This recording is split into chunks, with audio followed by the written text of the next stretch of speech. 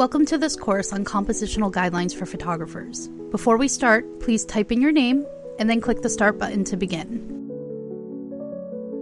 Let's take a moment to learn how to navigate this course. Click the hamburger button in the top left-hand corner to open the menu. Start and stop the audio with the play-pause button. Navigate through the course with the back and next buttons. Click the next button to begin. In this lesson, we will identify key compositional guidelines, critically analyze photographs for composition, and build intentional compositions in a blank scene. So what are compositional guidelines anyway? Compositional guidelines are tools that help us analyze scenes in order to make more dynamic and effective photographs, no matter what the scene you have in front of you. When thinking about compositions, think about how a viewer's eye moves around the frame. You have the ability to force the eye towards or away from different elements, and compositional guidelines help you to do that. If you're struggling to find helpful elements, try unfocusing your eyes and looking at the scene, not as the physical elements in front of you, but as textures, lines, colors, and contrasts. Let's start by looking at 4 common compositional guidelines. 4 of the most common compositional guidelines are rule of thirds, framing, leading lines, and rule of odds. One of the first guidelines that new photographers learn is the rule of thirds. It's important to remember that this is not a hard and fast rule, and that there are plenty of reasons to intentionally break or even ignore it. It goes like this. Imagine that your frame is sectioned off by a grid of 9 equal boxes. Where the lines of those grids intersect is where you want to place your subject. This arguably creates a more dynamic photo. But why?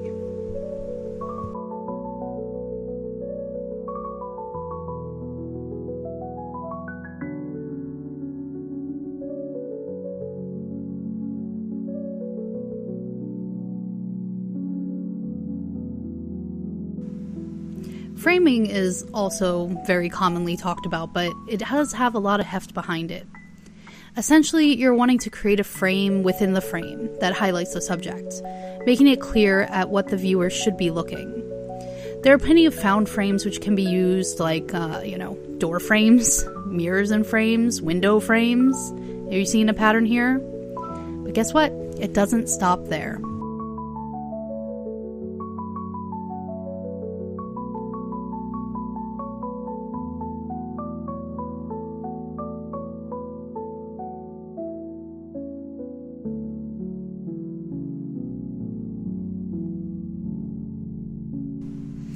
Our eye is naturally attracted to lines and instinctually follows them. You can use this to your advantage by placing a subject at the end point of a line. Some commonly used leaning lines are things like streets, fences, bridges, etc. But maybe we can find some more unique ones.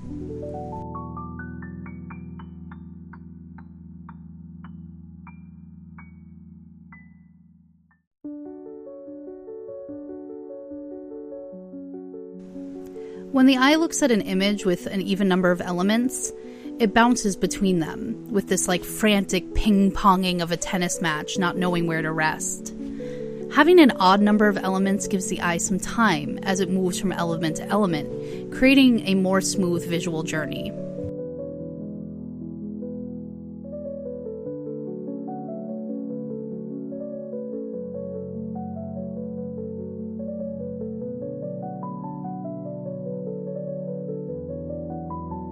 Learning to use guidelines starts with understanding how they enhance an image. Let's go ahead and analyze some famous photographs. Now we're going to learn how to read and analyze images. Let's look and analyze photos from 4 very notable photographers. Analyze this untitled photo by New York photographer Saul Leiter.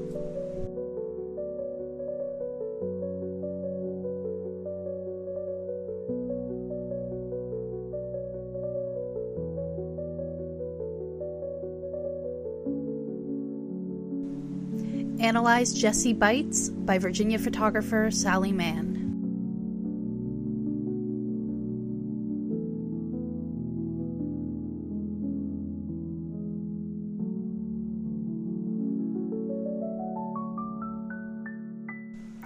Analyze Approaching Shadow by Chinese photographer Fan Ho.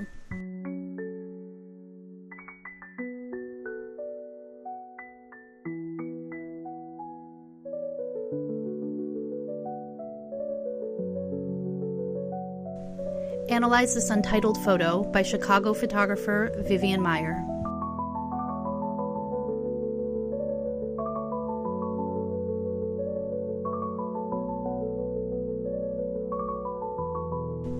You've analyzed, now it's time to build your own compositions.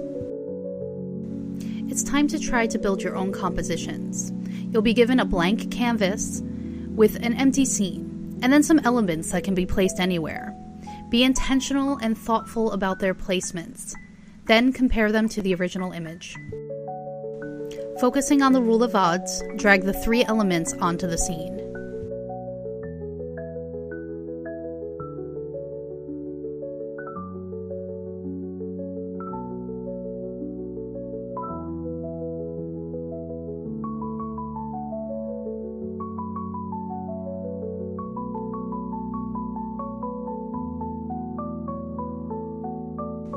Thinking about leading lines, drag the subject onto the scene.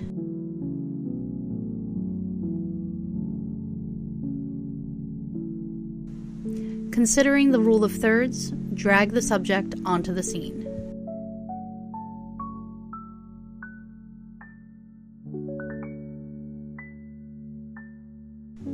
Frame the subject by moving them into the scene.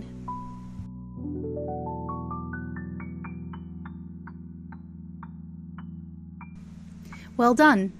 Take a moment to reflect on that exercise. How did your compositions compare to the original? Did you prefer one over the other? Quiz time! Time to test your knowledge. Drag the guideline to its primary purpose.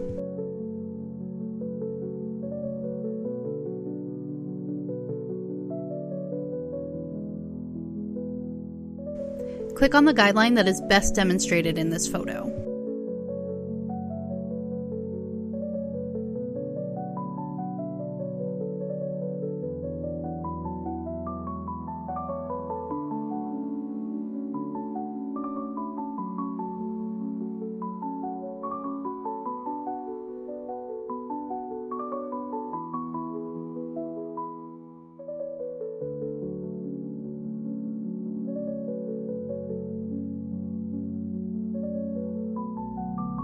So, how'd you do?